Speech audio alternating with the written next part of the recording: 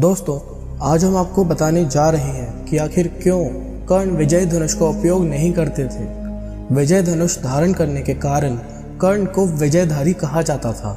कर्ण का धनुष अर्जुन के धनुष से इसलिए श्रेष्ठ था क्योंकि जब वे तीर चलाते थे और उनका तीर अर्जुन के रथ पर लगता था तो रथ पीछे से कुछ दूरी तक खिसक जाता था। उस वक्त श्री कृष्ण कर्ण की बहुत तारीफ करते थे। जब अर्जुन तीर चलाते थे तो कर्ण का रथ बहुत दूर तक पीछे खिसक जाता था। अर्जुन ने श्री कृष्ण से पूछा कि मेरे तीर से कर्ण का रथ बहुत दूर तक चला जाता है, जबकि उसके तीर से मेरा रथ कुछ कदम ही जाता है, फिर भी आप मेरी नहीं उस कर्ण की क्यों तारीफ करते हैं। इस सवाल के जवाब में श्री कृष्ण कहते हैं कि तुम्हारे रथ पर हनुमान जी स्वयं विराजमान है और मैं भी बैठा हूँ, फिर भी कर्ण के तीर में इतनी क्षमता है कि वह हमारे रथ को कुछ कदम पीछे धकेल देता है। सोचो, यदि हनुमान जी और मैं इस रथ से उतर जाएं तो क्या होगा।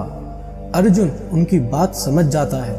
कृष्ण ने यह भी कहा था कि जब तक कर्ण के हाथ में उसका विजय धनुष है तब तक तीनों लोगों के योद्धा एक साथ मिलकर भी कर्ण को नहीं हरा सकते। कर्ण के धनुष में ऐसी खूबियां थी जो अर्जुन के गांडीव धनुष में नहीं थी। विजय एक ऐसा धनुष था कि किसी भी प्रकार के अस्त्र या शस्त्र से खंडित नहीं हो सकता था। इससे तीर छूटते ही भयानक ध्वनि उत्पन्न होती थी। कहते हैं कि कर्ण का विजय धनुष मंत्रों से इस प्रकार अभिमंत्रित था कि वह जिस भी योद्धा के हाथ में होता था उस योद्धा के चारों तरफ एक ऐसा अभेद घेरा बन जाता था जिससे भगवान शिव का पशुपतास्त्र भी भेद नहीं सकता था। मंत्रों से अभिमंत्रित होने के कारण उस विजय धनुष पर जिस भी बाण को रखकर चलाया जाता था उस बाण की ताकत उसकी वास्तविक ताकत से कई गुना बढ़ जाती थी। कहते हैं कि किसी धनुष के प्राण उसकी प्रत्यंचना में होते हैं और विजय धनुष की प्रत्यंचना इतनी मजबूत थी कि उसे दुनिया के किसी भी अस्त्र और शस्त्र से नहीं काटा जा सकता था। कहते हैं कि इस धनुष का निर्माण विश्वकर्मा जी ने तारकासुर राक्षस के 3 पुत्रों की नगरी त्रिपुरा का विनाश करने के लिए किया था। इसी धनुष से भगवान शिव ने अपना पशुपतास्त्र चलाकर 3 नगरियों का एक साथ ध्वंस कर दिया था।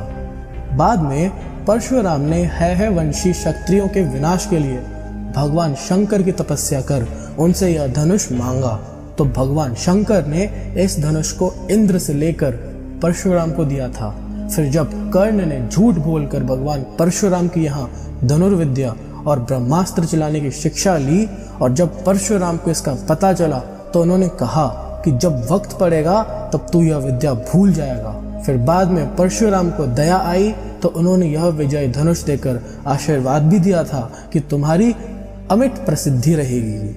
कर्ण को महाभारत में तब तक नहीं मारा जा सकता था जब तक कि उसके हाथ में वह धनुष था।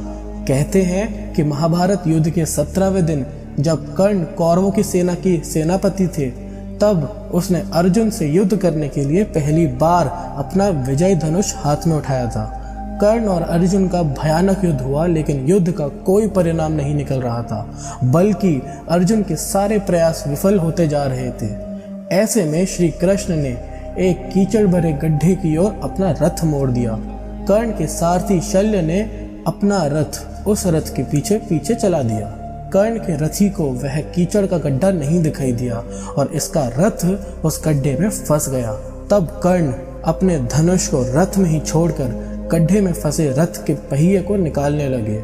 बस यही वक्त था जबकि श्री कृष्ण के कहने पर अर्जुन ने निहत्थे कर्ण पर तीर चला दिया।